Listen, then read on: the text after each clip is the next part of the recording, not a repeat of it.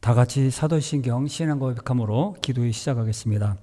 전능하사 천지를 만드신 하나님 아버지를 내가 믿사오며 그 외아들 우리 주 예수 그리스도를 믿사오니 이는 성령으로 잉태하사 동정녀 마리아에게 나시고 본디오 빌라도에게 고난을 받으사 십자가에 못 박혀 죽으시고 장사한 지 사흘 만에 죽은 자 가운데서 다시 살아나시며 하늘에 오르사 전능하신 하나님 우편에 앉아 계시다가 주리로서 산자와 죽은 자를 심판하러 오시리라.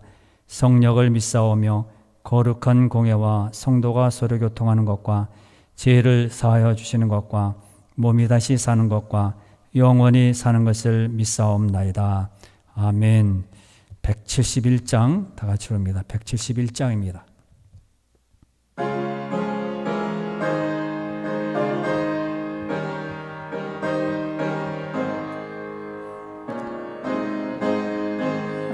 님의 독생자 예수 날 위하여 오시었네. 내 모든 죄 사시려고 십자가 지셨으나 다시 사셨네. 살아계신 주 날 참된 소망 두려움이 사라지네. 사랑의 주는 갈 길 인도하니 내 모든 삶의 기쁨 늘 충만하네. 주 안에서 거듭난 우리 기뻐하며 찬양하리. 가슴 속에 넘치는 확신 우리의 가는 길에 소망 넘치네. 살아계신 주 나의 참된 소망 두려움이 사라지네. 사랑의 주님 갈 길 인도하니 내 모든 삶의 기쁨 늘 충만하네. 선한 싸움 다 마친 후에 우리 주님 배우리라. 사망 권세 다 물리치고 주님이 다스리니 영광 넘치네. 살아계신 주 나의 참된 소망 두려움이 사라지네. 사랑의 주님 갈 길 인도하니 내 모든 삶의 기쁨 늘 충만하네. 아멘. 하나님 말씀은 마태복음입니다. 마태복음 25장 1절부터 13절 말씀입니다. 마태복음 25장 1절부터 13절 말씀입니다. 열처녀 비유에 대한 말씀입니다. 읽어드립니다. 그때에 천국은 마치 등을 들고 신랑을 맞으러 나간 열처녀와 같다 하리니 그 중에 5은 미련하고 5은 슬기 있는 자라. 미련한 자들은 등을 가지되 기름을 가지지 아니하고 슬기 있는 자들은 그릇에 기름을 담아 등과 함께 가져갔더니 신랑이 더디움으로 다 졸며 잘세 밤중에 소리가 나되 보라 신랑이로다 맞으러 나오라 하매 이에 그 처녀들이 다 일어나 등을 준비할세 미련한 자들이 슬기 있는 자들에게 이르되 우리 등불이 꺼져가니 너희 기름을 좀 나눠달라 하거늘 슬기 있는 자들이 대답하여 이르되 우리와 너희가 쓰기에 다 부족할까 하노니 차라리 파는 자들에게 가서 너희 쓸 것을 사라 하니 그들이 사러 간 사이에 신랑이 오므로 준비하였던 자들은 함께 혼인잔치에 들어가고 문은 닫힌지라. 그 후에 남은 처녀들이 와서 이르되 주여 주여 우리에게 열어주소서. 대답하여 이르되 진실로 너희에게 이르노니 내가 너희를 알지 못하노라 하였느니라. 그런즉 깨어있으라. 너희는 그날과 그때를 알지 못하느니라. 아멘. 본문의 제일 1절에 보면 열처녀 비유 그렇게 기록되어 있습니다. 10명의 처녀 중 5은 슬기 있지만은 5은 미련하다 이렇게 오늘 본문에 말씀하고 있습니다.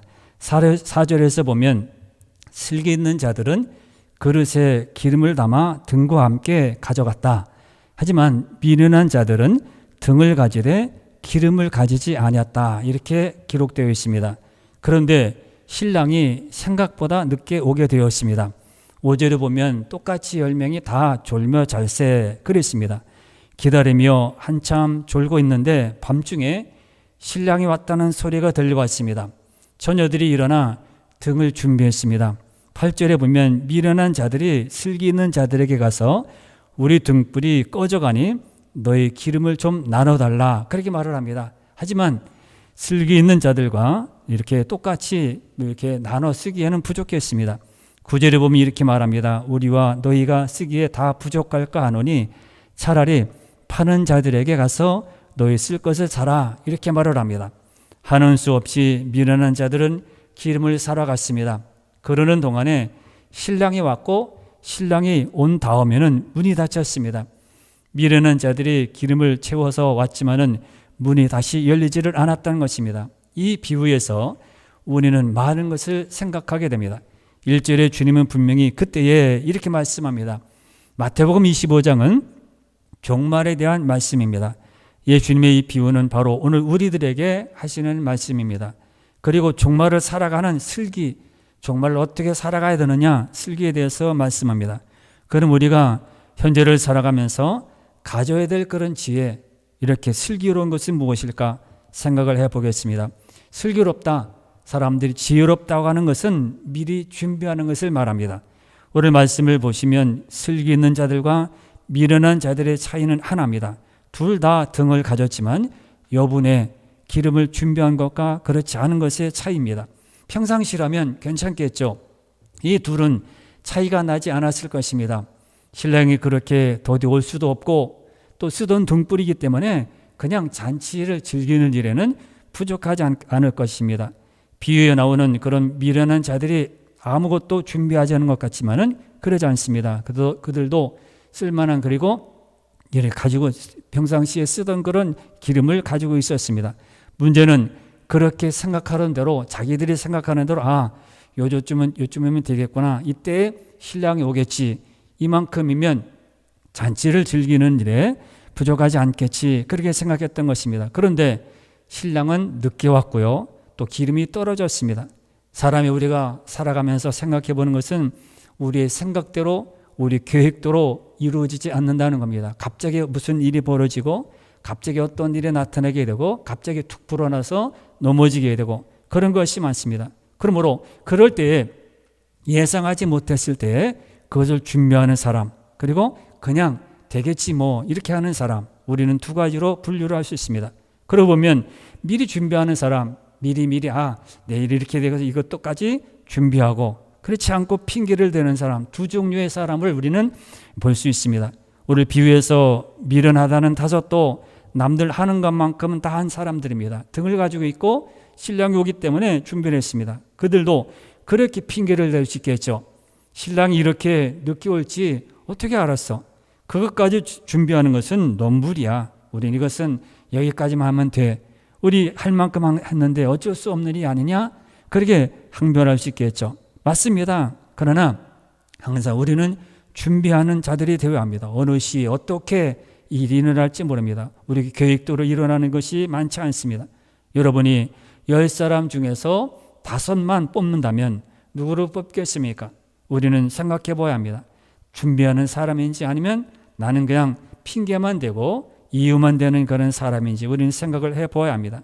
이 시대를 살아가는 슬기라는 것은 준비하는 겁니다. 그리고 그 준비는 오늘 지금 해야 한다는 겁니다. 지금 준비하는 것이 내일의 결과가 되기 때문입니다.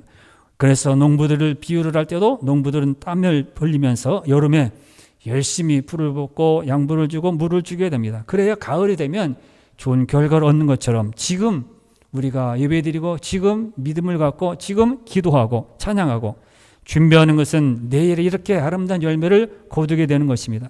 이 비유를 읽으면서 슬기 있는 사람들에 대해서 야, 좀 냉정하다, 좀 달라고 할 때 어느 정도로 좀 나눠줘가지고 같이 즐기지, 좀 혼인잔치 같이 즐기지 혼자만 즐기냐? 좀 나눠달라고 할 때 우리와 너희가 쓰기에 다 부족할까 하노니 차라리 파는 자들에게 가서 너희 쓸 것을 사라. 냉정한 것 같기도 하고요. 아니면 너무 차갑다, 그런 느낌도 들게 됩니다. 충분히 잔치를 즐길 수는 없어도 그래도 조금은 몇 분은 정도는 같이 함께 할 수 있지 않을까? 친구들이 잔치에 못 들어가는 것보다 그래도 일단은 함께 들어가는 것이 좋지 않을까? 이런 생각을 해보게 됩니다. 그래서 슬기로운 그런 다섯에 대해서도 너무 차다, 마음이 너무 매몰차게 그냥 딱 잘라버리고 안 돼, 그렇게 생각을 해봅니다. 파는 자에게 가서 하라, 사라, 그럴 때 어색하기도 하고요. 이거 맞나? 이건 믿음의 사람일까? 그렇게 생각도 해봅니다. 그러나 깨닫는 것은 하나님께서 이렇게 예수님께서 비유로 말씀하실 때 나눌 수 없을 때가 오게 된다는 그런 것을 말씀하시는구나, 이렇게 생각을 해보았습니다. 이것이 왜 이렇게 말씀하셨을까? 그러나 나눌 수 없는 시기가 온다는 것입니다. 믿음이라는 것이 무엇입니까? 본질적으로 믿음은 나눌 수 없는 것들입니다. 물론 영향을 줄 수 있습니다. 부모가 신앙의 부모이기 때문에 자녀들에게 이렇게 하라. 그러나 믿음은 각자입니다. 부모와 자녀 사이에도 믿음을 나눠줄 수 없습니다. 영향은 줄 수 있어요. 이렇게 지도를 하고 이렇게 하는 거야. 기도는 이렇게 하는 거고 예배는 이렇게 드리는 거야. 줄 수 있어도 그러나 믿음은 각자입니다. 부모가 좋은 신앙을 가져서 자녀에게 좋은 영향을 끼쳐서 살아갈 수 있게 합니다. 그러나 마지막에 믿음이 생기는 것은, 믿음으로 사는 것은 각자입니다. 부부 사이에서도 마찬가지입니다. 인간은 믿음에 관한 한 누구도 하나님 앞에 혼자 서야 합니다. 아내가 믿었으니까 나요, 아내가 잘 믿은 남편입니다, 이럴 수 없습니다. 내 믿음을 주님 앞에 보여야 하고 주님 앞에 서도록 만들어야 합니다. 아내가 믿었다고 해서, 남편이 믿었다고 해서 그 믿음의 능력이 나에게도 적용이 되고 저 사람이 잘 믿었으니까 나한테도 조금 몇 %는 좀 인정해 주세요, 그럴 수 없다는 겁니다. 그러므로 돈은 나눠줄 수 있어도 자녀에게 믿음은 이렇게 나눠줄 수 없습니다. 물려줄 수는 있겠죠. 유산으로 물려주고 보여줘서 할 수 있지만, 그러나 믿음은 하나님 앞에 섰을 때에는 각자입니다. 좋은 믿음의 사람이 되도록 기도하는 수밖에 없습니다. 우리가 가진 것을 나눠야 합니다. 하지만 이렇게 본질적으로 나눌 수 없는 것에 대해서는 철저하게 하나님 앞에 나 스스로 서야 한다는 것입니다. 부모님이 그냥 나를 위해 기도해 주니까 나는 잘 되겠지, 맞습니다. 그렇지만은 나는 주님 앞에 이것을 나눌 수 없는 것들에 대해서는 철저하게 내 스스로 서야 한다는 것입니다. 오늘 이 본문에서 말씀하시는 것은 이것입니다. 비유로 말씀하실 때 좀 나눠달라고 할 때 어느 정도로 나눠주지, 그렇게 냉정한 것 같지만은 그러나 나눌 수 없을 때가 오는구나, 마지막 때에. 그러면서 또 갖게 되는 생각은 본문의 비유는 더 이상 이렇게 거기에 머물리지 말라는 것을 말씀하고 있습니다. 그런데 이 기도하는 것도 마찬가지입니다. 기도도 할 수 없을 때가 와요. 내가 나눌 수 없을 때가 옵니다. 이 비유에서 가장 중요한 것은 지금 해야 한다는 거예요. 기도하는 것도, 찬양하는 것도, 예배드리는 것도, 모든 것들도, 영적인 모든 것들은 지금 해야 한다는 겁니다. 예수 그리스도를 믿는 믿음, 다른 사람이 대신해 줄 수 없습니다. 영향을 줄 수 있고 이렇게 가르쳐 줄 수 있습니다. 믿음은 다른 사람의 것을 가져올 수도 나눠 받을 수도 없는 것입니다. 보는 보일 수 있습니다. 모범은 보일 수 있습니다. 그러나 가장 중요한 믿음의 가치는 내가 가지고 있어야 되고, 내가 소유해 있어야 되고, 내가 해야 합니다. 남편이나 아내 또는 지식이 믿음을 갖기 위해서 기도하는 것 역시 지금 해야 한다는 것입니다. 지금 현재 믿음이 중요하고, 야, 나 부모님 돌아가시면 내가 잘 믿지, 부모님이 나에게 선한 영향을 끼쳤으니까 내가 그렇게 살지.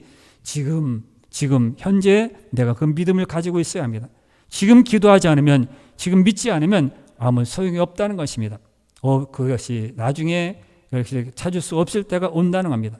믿음으로 살아가는 것도 마찬가지입니다. 성도답게 살아가는 것이 지금부터 해야 할 일이지, 다음에 기회가 다시 주어지고 예수님 다시 오시면 그때 내가 하지. 어느 분은 그렇습니다. 내가 죽기 5분 전에 예수님 믿을게요, 그렇게 말하는 분도 있습니다. 죽는 날을 우리가 어떻게 합니까? 5분 전을 어떻게 합니까? 우리 이렇게 결코 나눌 수 없을 것, 나눌 수 없는 때가 있다는 것입니다. 그래서 지금이 얼마나 중요한지 우리는 알아야 합니다. 교회를 위해 기도하고, 또 하나는 내 믿음을 갖고 내 믿음을 점검하고 내가 신앙의 자리에 서 있는지 한번 생각을 해 보아야 합니다. 그리고 우리는 이 비유에서 본질적으로 예수님이 다시 오시는 것에 대해서 말씀하고 있다는 겁니다. 주님이 다시 오심을 온전히 기다리는 마음을 가졌는지를 우리는 이렇게 생각해 보아야 합니다. 바꿔 말하면 지금 살아가는 것이 주님이 다시 오시는 것을 바라는 것이고, 연결되어 있는지, 내 생활이 이것과 연결되어 있는지, 그냥 복만 받으면 되고 부자만 되면 되고 돈만 많으면 되고 건강하면 되는 그것만 있는지 아닌지 우리는 생각해 보아야 합니다. 안타깝게도 우리들은 이것을 잃어버리고 주님이 다시 오신다는 것을 잃어버릴 때가 많습니다. 머리로는 믿죠. 사도신경을 하기 때문에 머리로는 고백합니다. 그러나 실질적으로는 관심이 없이, 연결되지도 않고, 주님이 오신다는 것을 연결시키지도 않고, 그것을 바라지도 않고 살아갈 때가 많다는 겁니다. 사랑하는 성도 여러분, 우리의 삶은 예수님께서 다시 오시는 것을 바라보고 살아야 합니다. 주님 앞에 부끄럽지 않는 자가 되려는 삶을 사는 게 정말을 살아가는 성도의 생활입니다. 그리고 다시 오실 주님을 믿고 맞이하는 것은 지금 해야 될 일이지 내일로 미루고 모레로 미룰 일이 아닙니다. 기도하는 것, 믿음을 갖는 것, 찬양하는 것 지금 해야 합니다. 다음에 하지 없습니다. 없을 때가 있다는 겁니다. 예수님이 다시 오신 이후에는 또다시 기회가 주어지겠지. 그때 다시 오시면 나한테도 기회가 주어지겠지. 아니, 없을 수 있습니다. 없습니다. 모두 슬기 있는 자들이 되어서 미리 준비하는 그런 성도들이 되어야 합니다. 마지막 때인 줄 알고 우리는 기도하는 것, 주님 안에 나오는 것, 영적인 생활의 모든 것을 지금 해야 합니다. 그럴 때 우리는 주님이 다시 오실 때 그것을 맞이할 수 있습니다. 슬기로운 그런 자들이 되어서 오늘도 기도할 때 기도하는 것 내일로 미루지 않고 오늘 할 수 있는, 지금 할 수 있는 여러분 모두가 되시기를 바랍니다. 찬송가 176장 부르고 기도합니다. 176장입니다.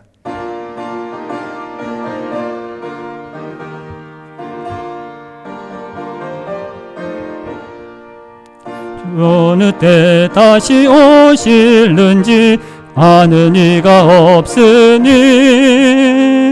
등 밝히고 너는 깨어있어 주를 밖에 맞으라. 주 안에서 우리 몸과 마음이 깨끗하게 되어서 주 예수님 다시 오실 때에 모두 기쁨으로 맞으라.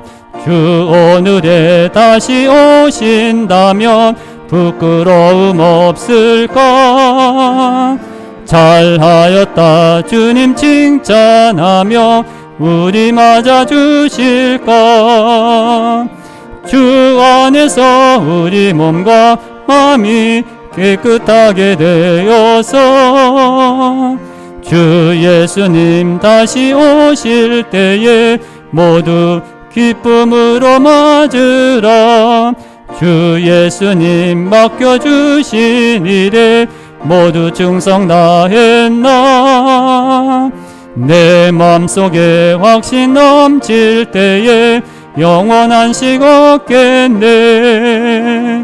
주 안에서 우리 몸과 마음이 깨끗하게 되어서 주 예수님 다시 오실 때에 모두 기쁨으로 맞으라. 주 예수님 언제 오실는지 한밤에나 낮에나 늘 깨어서 주님 맞는 성도 주의 영광 보겠네. 주 안에서 우리 몸과 마음이 깨끗하게 되어서 주 예수님 다시 오실 때에 모두 기쁨으로 맞으라. 여러분 슬기 있는 다저처녀처럼 늘 준비하며 기도하는 여러분들 되시길 바랍니다. 다 같이 기도합니다. 주여